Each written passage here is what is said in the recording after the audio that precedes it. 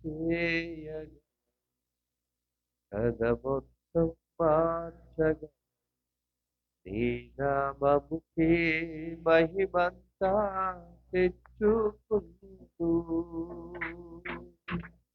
ఏమైనా చేయగలవు కథ మొత్తం మార్చగలవు నీ నామముకే మహిమంతా తెచ్చుకుందు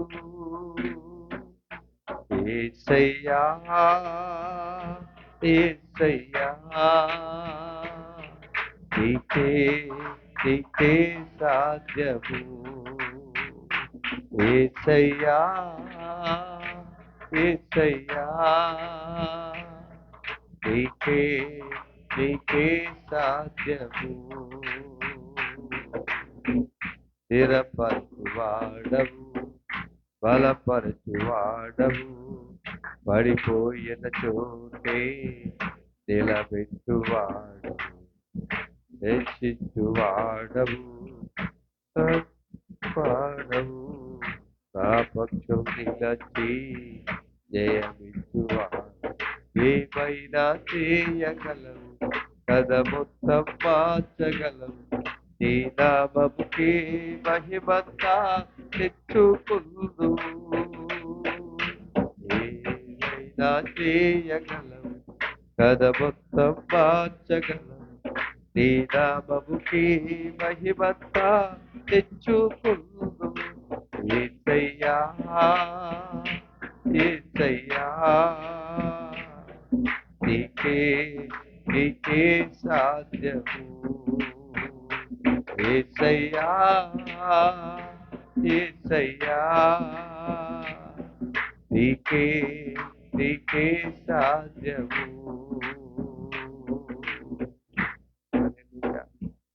చూడండి 2వ దినవృత్తాంతాల గ్రంథము 1వ అధ్యాయం 7వ వచనాన్ని మనం చదువు వాక్య ధ్యానం చేద్దాం. 2వ దినవృత్తాంతం ఆ రాత్రి దేవుడు సొలొమోనుకు ప్రత్యక్షమయ్యి నేను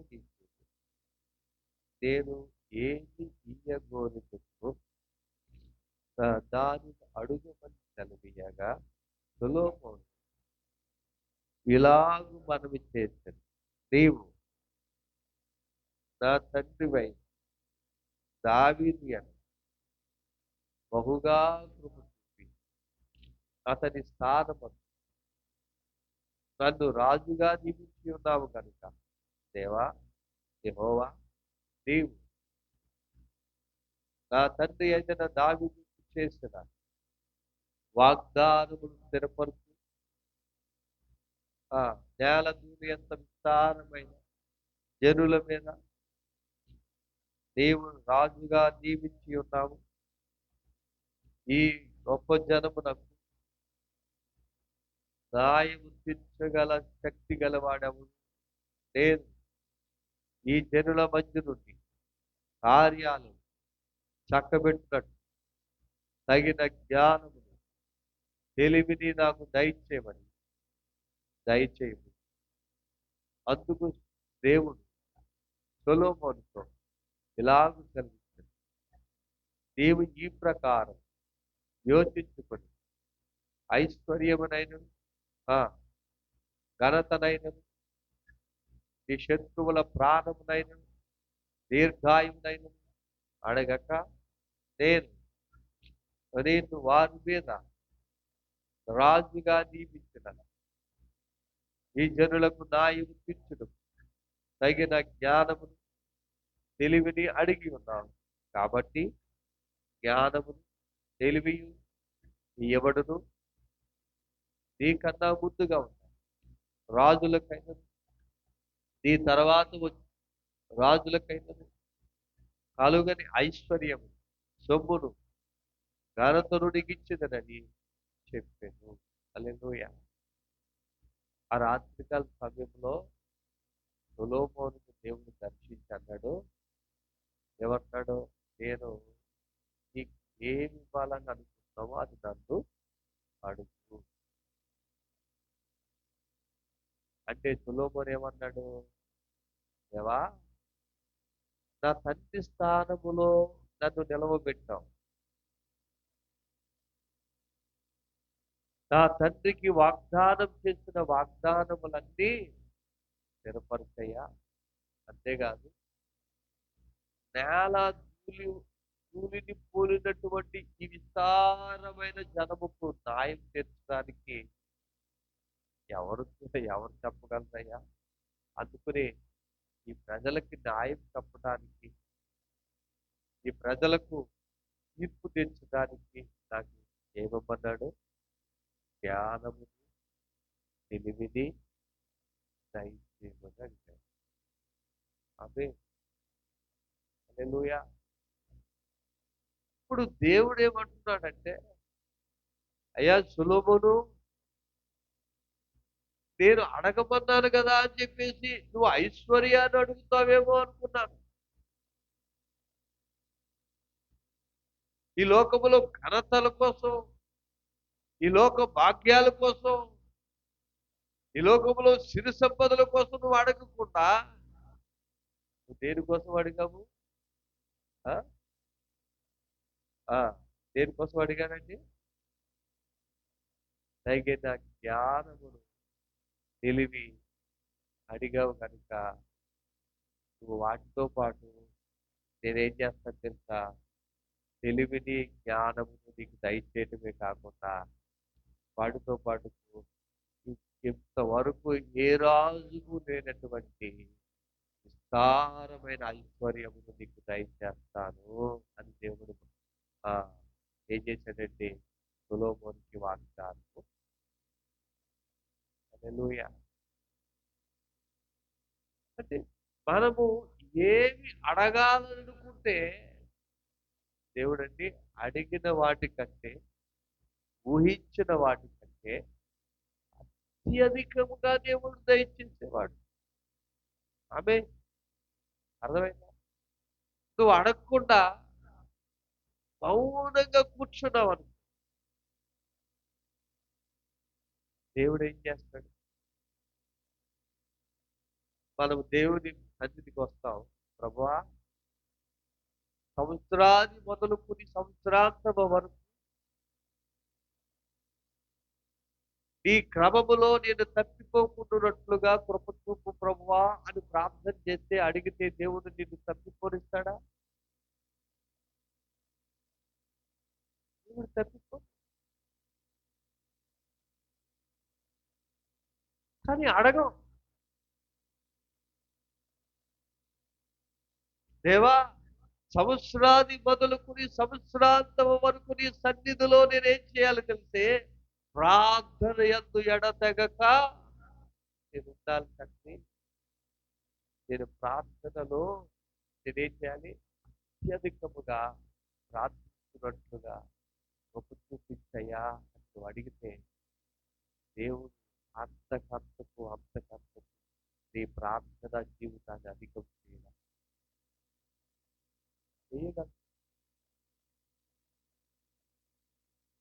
ఆయనకి అసాధ్యమైనది ఏది లేదు. కానీ మనం అడగం. సొలొమోను దేవుడు అడగమన్నాడు కదా అని ఏది పడితే అది అడగలేదు. చూడండి,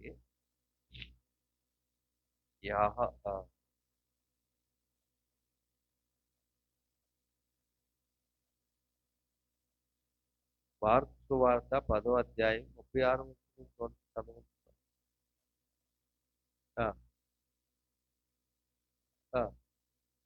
వారిని అడిగారు. వారు నీ మహిమయందు నీ కుడిపై వైపున ఒకడును కూర్చున్నాడు దయచేయమని చెప్పారు. చేసి మీరేమడుగుతున్నారు మీకు తెలియదు. నేను త్రాగుతున్న గిన్నెలోని త్రాగుటైనను, నేను పొందుతున్న బాప్తీసము పొందుటైనను ఈ చేత అగున వారిని అడుగగా వారు మా చేత అగునని అనిరి. అప్పుడు యేసు మీరు తాగిదరు, నేను పొందుతున్న బాప్తీసము పొందెదరు, కానీ నా కుడి వైపునను ఎడవైపునను కూర్చుండనిచ్చుట నా వశము లేదు. ఎవరు వశాన్ని ఉన్నాయంటే తండ్రి వశమున ఉన్నాయి. చూడండి, తన కొడుకు కోసం ఆమె ఏమడుగుతుందంటే, ఒక కొడుకేమో ఆ మహిమలో ఒక పక్క కూర్చుంటాడంట,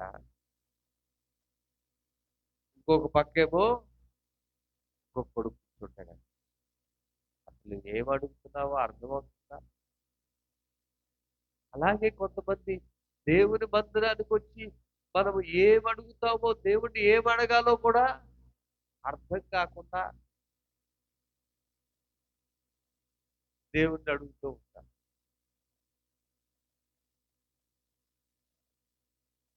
దేవుడు అడగమన్నదేంటి?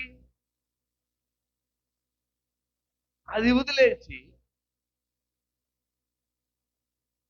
దేవుడు ఎంతసేపు కూడా సంబంధమైన వాటి కోసమే ప్రాకులాడు. దేవుని వాక్యం ఏం చెప్తుందంటే, మీరు ఏది వెతకాలండి?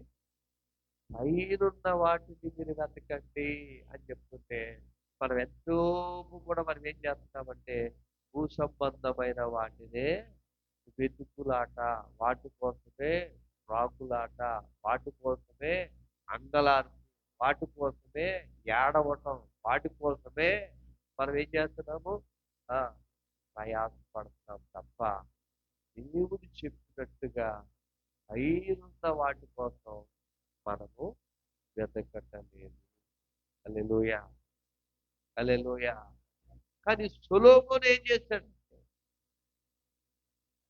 ఈ భూ సంబంధమైనవి ఏది అడగకుండా, ప్రభువా నా తండ్రికి ఏదైతే వాగ్దానం చేశావో, ఈ భూమి ఆకాశము నిలుచున్నంత వరకు నా సింహాసనం మీద నీ సంతానములో ఒకడు కూర్చుండక మానడని ఏదైతే ప్రమాణం చేశావో, ఆ వాగ్దానములను స్థిరపరుచున్నాయన అని. నీవు నన్ను రాజుగా కూర్చోబెట్టావు కదా, ఇశ్రాయేలు 12 గోత్రాల ప్రజలకు వీళ్ళు ఎలా ఉన్నారంటే, దుమ్ముని పోలినటువంటి భూమి ఉన్నటువంటి దుమ్ముని పోలినటువంటి విస్తారమైన జనముగా ఉన్నారు కనుక వీళ్ళకి న్యాయం తీర్చడం అనేది ఎవరి తరము కనుక, వీళ్ళకి న్యాయం తీర్చడానికి నాకు జ్ఞానమునివ్వండి, తెలివినివ్వండి అని దేవుని అడిగారు. హల్లెలూయా, హల్లెలూయా.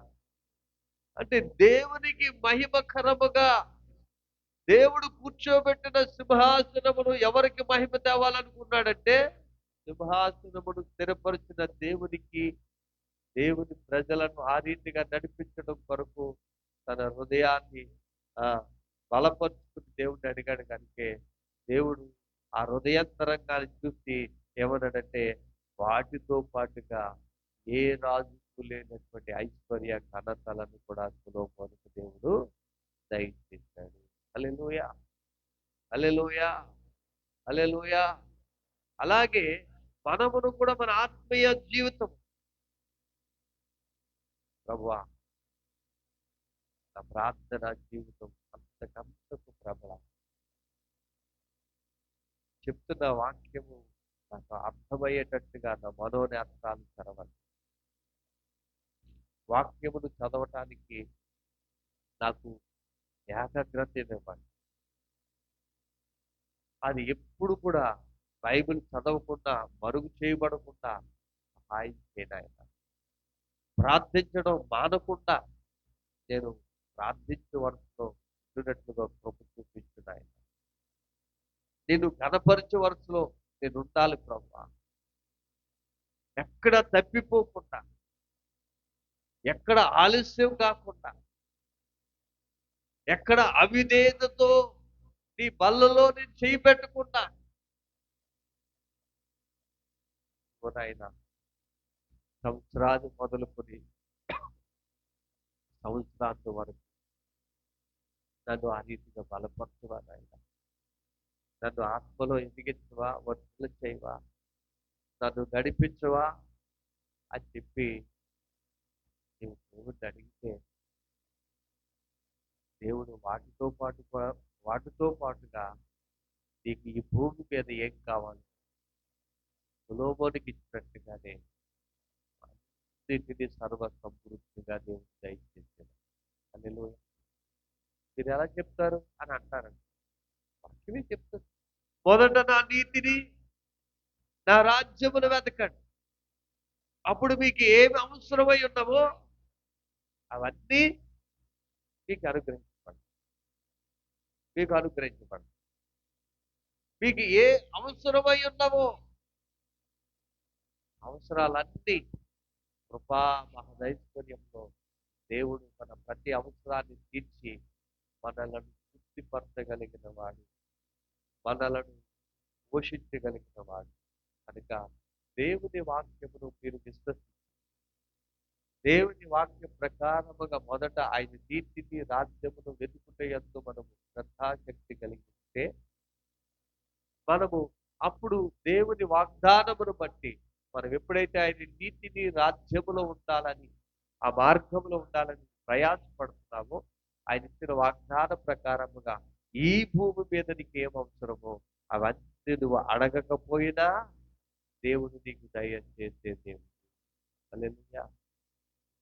కేరీతు వాగు దగ్గర ఏలియా దాక్కుంటే ఆహారం కావాలని ఏలియా ప్రార్థన చేశాడా?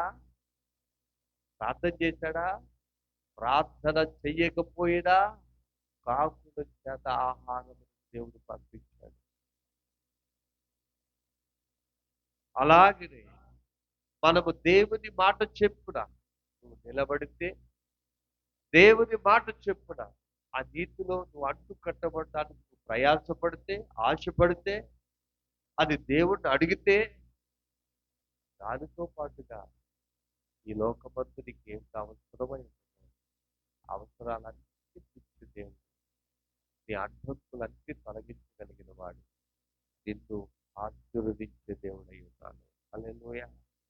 చూడండి, మత్తయి సువార్త 7వ అధ్యాయం 7వ వచనాన్ని మనం చదువుతున్నట్లయితే అక్కడ అంటాడు కదా, చదవండి. అడుగుడి ఇయ్యబడును, వెదకుడి మీకు దొరుకు, తట్టుడి తీయబడును, అడుగు ప్రతివాడును పొందును. ఆమె ఒకవేళ కొంతమంది అడిగిన తర్వాత అక్కడ అయిపోతుంది అనుకుంటావేమో, అడిగిన ప్రతి వారికి దొరుకు. ఎందుకంటే అక్కడ సర్వ సమృద్ధి, అయిపోవటం అనేది లేదు, అడిగిన వాడు, వెతికిన వాడు, తట్టిన వాడికి అందరికీ దొరుకు. కనుక దేవుని సంగమా, దేవుని బిడ్డలమైన మనము ఈ సంవత్సరాంతములో దేవుడు మనతో మాట్లాడుతున్న మాట, నువ్వు దేవుని చిత్తానుసారముగా అడిగావా? దేవుని చిత్తానుసారముగా వెతికావా? ఆయనను తట్టావా? దాని ప్రతిఫలము నీకు దొరికిందా? లేకపోతే అడగక, వెతక్క, తట్టక ఏమి పొందుకోలేని నిస్సహాయ స్థితిలో మిగిలిపోయావా? ఆలోచన. సరే, ఇప్పుడైనను దేవుడు నీతో మాట్లాడు, ఇప్పుడైనను ఆయనను అడుగు, ఆయనను వెతుకు, తట్టు. ప్రభువా